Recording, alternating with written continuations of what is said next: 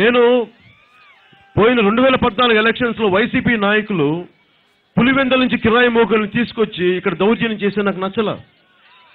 ఈ రోజున వైసీపీ నాయకులు వాళ్ళ ఇంట్లో ఒక హత్య జరిగింది. వాళ్ళ సొంత చిన్నాన్నగారు చనిపోతే హత్యకు గురైతే అది ఈ రోజుకి ఎలా జరిగిందో తెలియదు. హత్య జరిగితే ఎవరో ఒకళ్ళు క్లీనప్ చేశారు, ప్రొఫెషనల్గా వేలి ముద్దలు చెడిపేశారు. ఒక ఇంట్లో జరిగిన జగన్మోహన్ రెడ్డి గారిని కానీ విజయసాయి రెడ్డి గారిని నేను అడుగుతున్నాను, మీరు ఒక రాజకీయ పార్టీని నడిపే వ్యక్తులు, రాష్ట్రానికి ముఖ్యమంత్రి కావాలనుకుంటున్న వ్యక్తులు, మీ కుటుంబంలో ఒక వ్యక్తి మీ సొంత చిన్నాన్న హత్యకు గురైతే మరి దాని గురించి మీరేం మాట్లాడరండి? ఎవరు చేశారు మీకు తెలియదా? ఇది మేము నమ్మట్లా. మీరు ఎందుకు మీరు దాన్నే పెద్ద విషయం కాకుండా సొంత వాళ్ళు చనిపోతేనే మీకు విషయం కాదంటే రేపు పొద్దున్న వైజాగ్లో ఎవరు చనిపోతే మీకు పడుతుంది?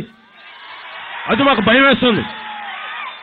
పోనీ తెలుగుదేశం పార్టీని మనం నమ్ముదామా అంటే, అరే పవన్ కళ్యాణ్ వచ్చి ఏమి ఆశించకుండా మీ ఎజెండాలు మోసి గెలిపించండి అంటే మీరు అడ్డగోలుగా దోచేశారు భూములు, ఇష్టారాజ్యంగా భూములు పనిచేశారు. ఎవడు అడుగుతాడు దీని గురించి? మరి తెలుగుదేశం మొత్తం ముఖ్యమంత్రి గారికి వారి ప్రజాప్రతినిధుల మీద పట్టు అయితే పోయింది, గంటా గారి మీద పట్టుపోయింది. అడ్డగోలుగా దోచేస్తుంది, ఎవరు మాట్లాడరు. అందుకని తెలుగుదేశాన్ని ఇంకోసారి తీసుకొద్దామంటే, సపోర్ట్ చేద్దామంటే కుదరదు. మీకు నేను ఎలా ప్రూవ్ చేయాలి? మన ఉత్తరాంధ్రకి చెందిన ఒక సివిల్ కాంట్రాక్టర్, చిన్నపాటి పొక్లైనర్ నడుపుకునే వ్యక్తి, ఒక రామ్మోహన్ లాంటి వ్యక్తికి ఆముదాల వలస నుంచి నియోజకవర్గానికి మనం ప్రజాప్రతినిధిగా ప్రకటిస్తున్న అభ్యర్థిగా,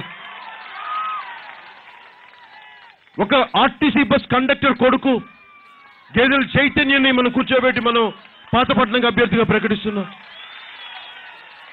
అంటే జనసేన పార్టీ చాలా మామూలు సామాన్య వ్యక్తులు, చిన్న కుటుంబం నుంచి వచ్చిన కష్టాలు తెలుసు.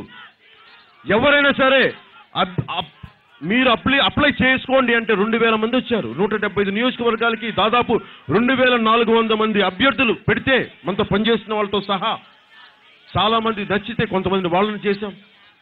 ఇంత స్క్రూటినీ చేసిన తర్వాత రూపాయి తీసుకోకుండా వైవి రెడ్డి గారు వచ్చారు, వైఎస్ రెడ్డి గారు నంద్యాల పార్లమెంట్ నుంచి, ఎస్వై రెడ్డి గారు క్షమించాలి, ఎస్వై రెడ్డి గారు వస్తే మిగతా వాళ్ళు ఆయన ఏమేమి కోరుకుంటారో తెలియదుగా నేను చెప్పాను, సార్ నాకేం డబ్బులు వద్దు కానీ మీరు ప్రజలకు అండగా నిలబడిన ఉద్యోగ అవకాశాలు కల్పించండి, మన రాయలసీమకి ఉపాధి అవకాశాలు కల్పించండి అని చెప్తే ఆయన 2 చేతులు మనస్ఫూర్తిగా నమస్కారం పెట్టి నేను చేసి పెడతాను, ఇలాంటి పార్టీ నేను ఎక్కడ చూడలేదని చెప్పి.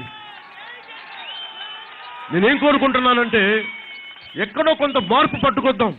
ఎలాంటి మార్పు అంటే, మీరు ఇంట్లో నుంచి బయటికి వెళ్తే లంచాలు అడిగిన సమాజం, ఒక చిన్నపాటి పని చేసుకోవాలంటే మనల్ని ఎవరు ఇబ్బంది పెట్టని సమాజం, రోడ్ల మీద నేను కూరగాయలు కొట్టు పెట్టుకొని అమ్మాలి నేను పెట్టుకుంటానంటే దాన్ని వారికి చిన్నపాటి లైసెన్స్ ఇచ్చి వాళ్ళని వేధించని సమాజం, వేధించని వ్యవస్థ. ఇది నాకు చాలా చిన్నవి కానీ ఇవి జరగట్లేదే. సగటు మనిషి బతికే పరిస్థితులు లేవే. ఒక చిన్నపాటి విద్యార్థి నాకు ఐడెంటిటీ కార్డు పోయింది, ఆధార్ కార్డు కావాలంటే 200 రూపాయలు అడగని వ్యవస్థను నేను కోరుకోవాలంటే వ్యవస్థ నేను తయారు చేస్తాను. ఒక విద్యార్థి ఇంట్లో నుంచి తల్లిదండ్రులకు భారం అవ్వకూడదు విద్య, అది జనసేన భరిస్తుంది. ఒక జబ్బు వస్తే మనం ఇంత కష్టపడుతున్నాం, మనందరం ప్రభుత్వానికి ఇన్ని లక్షల కోట్లు మనకు ట్యాక్స్గా చెల్లిస్తే మన రిటర్న్ గిఫ్ట్ మనకేమి ఇవ్వాలి? రిటర్న్ గిఫ్ట్ అంటే ఎంతసేపు పొలిటికల్ పగా ప్రతీకారం. రిటర్న్ గిఫ్ట్ అంటే మీరు జనసేనకి నిలబడిన ఇంత చేశాను. రేపొద్దున మన పార్టీ వస్తే నేను చేయగలిగేది ప్రతి కుటుంబానికి 10 లక్షల రూపాయలు మనకి ఆరోగ్య బీమా ఇద్దాం. ఎందుకంటే ఏ జబ్బు ఎప్పుడు వస్తామో మనకు తెలియదు, చెప్పి రావు జబ్బులు, అందుకని అండగా నిలబడదామని. పిల్లలకి విద్య ఉచితంగా రావాలి. అలాగే మనకి మత్స్య కార్మికులు మొత్తం ఉన్నారు, వీళ్ళందరికీ జెట్టీలు కానీ వారికి డీప్ సీ ఫిషింగ్కి వెళ్ళాలంటే వాళ్ళకి మరబోట్లు కానీ బలంగా చేయాలంటే జనసేన రావాలి. ఇవన్నీ నేను పెట్టాను. అలాగే ఆడపడుచులు క్షేమంగా ఇంట్లో నుంచి బయటికి వెళ్ళి తిరిగి ఇంటికి రావాలంటే అభద్రత ఉండకూడదు. అవి రావాలంటే చాలా బలమైన వ్యవస్థ ఉండాలి. ఎలాంటి వ్యవస్థ ఉండాలంటే నాయకులే ఇష్టారాజ్యంగా వాళ్లే చట్టాలను ఉల్లంఘించే వాళ్ళు అయితే మరి వాళ్ళే న్యాయం చేస్తారు.